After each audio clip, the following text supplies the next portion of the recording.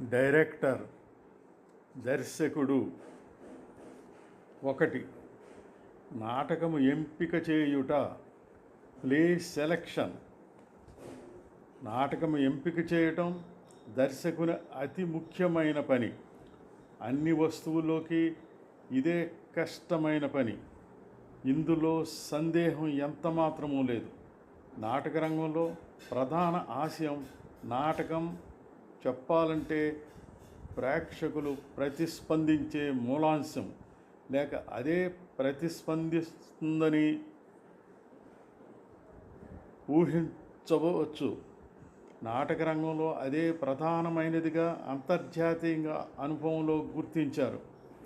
నాటకము ఎంపిక చేయటం దర్శకుని నిర్ణయమే అయినప్పటికీ ఆర్థికంగా సహకరించవలసిన నిర్మాత దాన్ని పరిశీలించే హక్కు ఉంటుంది. ప్రపంచవ్యాప్తంగా ఇదే విధానం సత్యమైన ఉంది. కానీ తెలుగు నాటక రంగంలో నిర్మాత లేడు. అదే దురదృష్టకరం.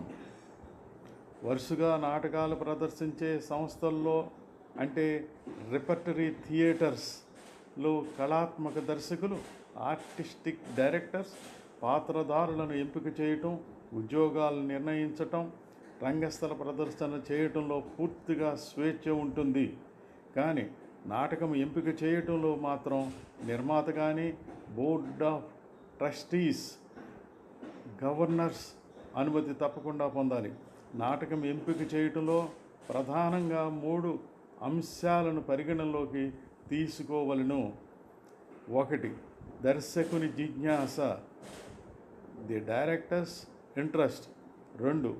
ఉద్దేశించబడిన ప్రేక్షకుల జిజ్ఞాస, the interest of the intended audience. 3. దర్శకుడు, నిర్మాత సాధించటం, ధృవీకరించటం, నాటక ప్రదర్శించటంలో శక్తి సామర్థ్యాలు.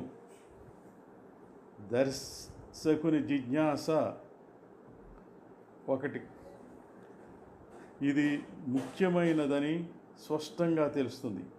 ఏ దర్శకుడు కూడా తనకు అభిరుచి లేని, తనకు నిరాశాజనకముగా ఉన్న నాటక ప్రతిని మంత్రదండంతో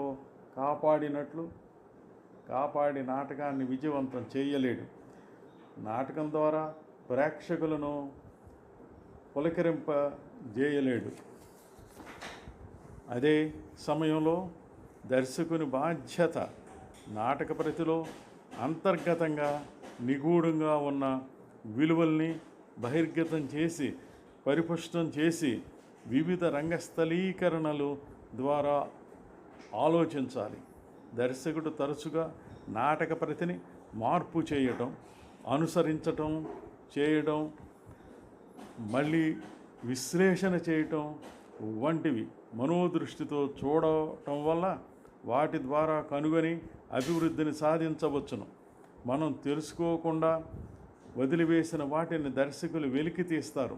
నాటకాన్ని తృణీకరించే బదులు ఆ విధంగా గొప్ప దర్శకులు వారి ప్రతిభతో నాటక ప్రతి యొక్క వైభవాన్ని, అందాన్ని మనం గుర్తించేటట్లు చేస్తారు.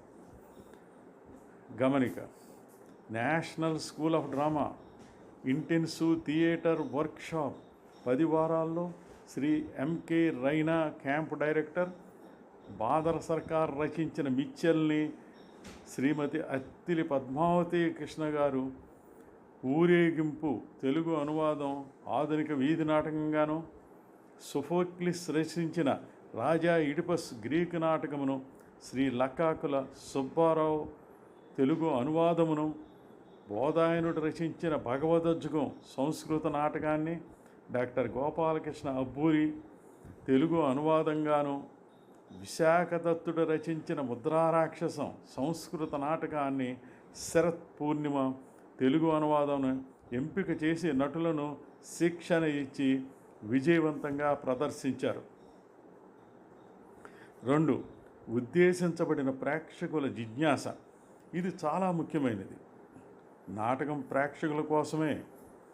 వారి ఉనికి వల్లే నాటక రంగం సాధ్యం అవుతుంది. అందువల్ల ప్రేక్షకుల అవసరాలు, కోరికలు అంచనా వేయగలగాలి. అందుకు అనుగుణంగా నాటక ప్రదర్శన ఉండాలి. ప్రాథమికంగా దర్శకత్వం చేయటానికి 2 కారణాలను వెతకవచ్చును. 1, నిత్య కృత్యములకు సంబంధించిన విషయాలు, ప్రాగ్మాటిక్ రీజన్స్, ప్రేక్షకులు నాటకం చూడటానికి సుముఖంగా ఉంటారనే నమ్మకం. 2, కళాత్మకమైన కారణాలు, ఆర్టిస్టిక్ రీజన్స్, నాటకం చూడటానికి వచ్చిన ప్రేక్షకులకు సంతృప్తినిచ్చిందనే నమ్మకం. దర్శకుడు నటులకు, పరికల్పకులకు నిర్దేశించినట్లే ప్రేక్షకులు కూడా చెయ్యాలి. నాటక ప్రదర్శనలో ప్రజ్ఞాపరమైనవి తేటతెల్లం చేసి ప్రేక్షకుల భావాలకు, వారి జ్ఞానానికి దర్శకత్వం వహించాలి. ఏ దర్శకులైతే ప్రేక్షకులను తక్కువ అంచనా వేస్తారో, ప్రేక్షకుల తెలివితేటలను తృణీకరిస్తారో, అప్పుడు నాటకం యొక్క నిజమైన ప్రభావం వారి మీద చాలా తక్కువగా పడుతుంది. నాటకం ఎంపిక చేయడంలో ప్రేక్షకుల జిజ్ఞాస మీద యథాతథంగా ఆధారపడనవసరం లేదు, అంత ఎక్కువగా ఉండదు. అంటే అందుకు ప్రతిగా నాటకం కొత్తగా, ఆకర్షించేటట్లు, శక్తివంతంగా, ఉత్సుకత కలిగించేటట్లు ప్రేక్షకులకు ఇవ్వగలగాలి. కొంతమంది ప్రేక్షకులకు ఈ మౌలిక వసతులు సంగీతభరితమైనవి, మ్యూజికల్ నాటకాలు, థ్రిల్లర్స్, ఆహ్లాదకరమైన డొమెస్టిక్ కామెడీస్ నాటకాల ద్వారా ఇవ్వవచ్చును. ఇంకొంతమంది ప్రేక్షకులకు యూరోపియన్ అవాంట్ గ్రేడ్, కొంతమందికి సాంఘిక నిరసన తెలిపేవి, సోషల్ ప్రొటెస్ట్, సంస్కరణలు గల రిఫార్మ్ నాటకాలు, ఇంకొంతమందికి కొత్తవారు రాసినవైన నూతనత్వం గల నాటకాలు కావాలి. ఏది ఏమైనా ప్రతి మంచి నాటకానికి ప్రేక్షకులు ఉంటారు. దర్శకుడు తాను ఎంపిక చేసుకున్న నాటకానికి అభిరుచి గల ప్రేక్షకులను ఆకర్షించగలగాలి. నాటక ప్రదర్శనకు రప్పించుకోగలగాలి. ప్రేక్షకుల కోరికను దర్శకుడు మొదట్లో ప్రాముఖ్యత ఇచ్చిన తర్వాత తన కళాత్మక ప్రతిభనే చూపిస్తూ నాటక ప్రదర్శనలు ఇవ్వాలి. ప్రేక్షకుల కోరికను అనుసరించే దర్శకుల్లా కాకుండానే, వారిని అలక్ష్యం చేసే దర్శకుల్లా కాకుండానే తాను కళాత్మకమైన గుర్తింపు పొందాలి. ప్రేక్షకులను తమ మార్గంలోకి తీసుకొని రావాలి. మన తెలుగు ప్రేక్షకుల్లో కొందరు పౌరాణిక నాటకాలు, మరికొందరు చారిత్రక నాటకాలు, ఇంకొందరు సాంఘిక నాటకాలు ఇష్టపడతారు. కొందరికి పద్య నాటకాలు కావాలి, కొందరికి పాటలు కావాలి, కొందరు ప్రతిఘటనాత్మక సాంఘిక నాటకాలు కోరుకుంటే కొందరు హాస్య నాటకాలు కోరుకుంటారు. తిరుపతి వెంకట గౌలు పాండవోద్యోగ విజయాలు, శ్రీ చిలకమర్తి లక్ష్మీనరసింహ గయోపాఖ్యానం, శ్రీ బలిజేపల్లి లక్ష్మీకాంతం సత్యహరిశ్చంద్రీయం, శ్రీ కాళకూరి నారాయణరావు చింతామణి, శ్రీపాద కృష్ణమూర్తి శాస్త్రి బొబ్బిలి యుద్ధం మొదలగు ప్రఖ్యాత నాటకాలు ఉద్దేశించబడిన ప్రేక్షకుల జిజ్ఞాస కోసమే ప్రదర్శిస్తారు. 3. దర్శకుడు మరియు నిర్మాత సాధించటం, ధృవీకరించటం, నాటకం ప్రదర్శించటంలో శక్తి సామర్థ్యాలు. అంతిమంగా నాటకం ఎంపిక కావలసింది అందుబాటులో ఉన్న వాటితో నాటకాన్ని ప్రదర్శించే శక్తి సామర్థ్యాలు దర్శకుడికి ఉండాలి. నాటకం యొక్క ప్రదర్శన హక్కులు పొందాలా, పాతదారులను సమీకరించాలా, ప్రదర్శనకు కావలసిన ఉద్యోగులను నియమించాలా, నాటకశాల ఏది, తగిన ఆర్థిక వనరులు ఉన్నవా?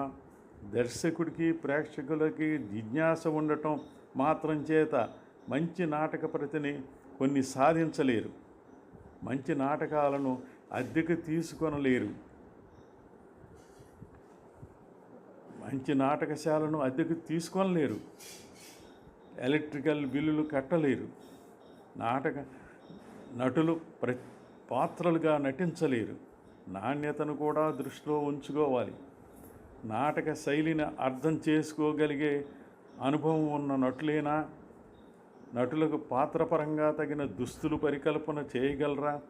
కథ జరిగే కాలానికి సంబంధించిన దుస్తులు పరికల్పన చేయగలరా? వాటిని తయారు చేయగలరా? చివరికి దర్శకుడు నాటకాన్ని బాగా అర్థం చేసుకుని ఉపాయాలను వెలికి తీయటం జరుగుతుందా? వాస్తవిక దృక్పథంతో దర్శకుడు తన శక్తి సామర్థ్యాలను తాను ఉపయోగించుకునే సహాయకుల శక్తి సామర్థ్యాలను అంచనా వేసుకోవటం నాటక ఎంపికలో ప్రధాన అంశంగా ఉంటుంది. గమనిక: తెలుగు నాటక రంగంలో నిర్మాత లేడు. దర్శకుడు తనకు అనుకూలమైన నాటకాన్ని కష్ట నష్టాలు వ్యయప్రయాసలో పడి తయారు చేసి ప్రాథమిక పరీక్షలో నెగ్గి అవకాశం లభించిన చోట పోటీ నాటకాల్లో ప్రదర్శిస్తూ ఉంటారు. లేదా ఎవరైనా ప్రదర్శన ఖర్చులు భరించి నాటకం వేయించుకుంటే వేస్తారు. పరిషత్ దర్శకులు కొందరు తమకు కావలసినట్టు రచయితతో రాయించుకుంటారు, లేదా తమకు ఇష్టమైన నాటకాన్ని ఆ రచయిత నుంచి తీసుకొని పారితోషికం ఇచ్చి కానీ ఇవ్వక కానీ ప్రదర్శన హక్కును పొందుతారు. పరిషత్ పోటీ నాటకాల వల్లే ప్రధానంగా తెలుగు నాటకానికి ప్రదర్శన అవకాశం లభిస్తుంది. సాధారణంగా యూనివర్సిటీల్లో రంగస్థల కళల విభాగంలో ఖర్చులు భరించి నట విద్యార్థులతో నాటకాలు ప్రదర్శింపచేస్తూ ఉంటారు.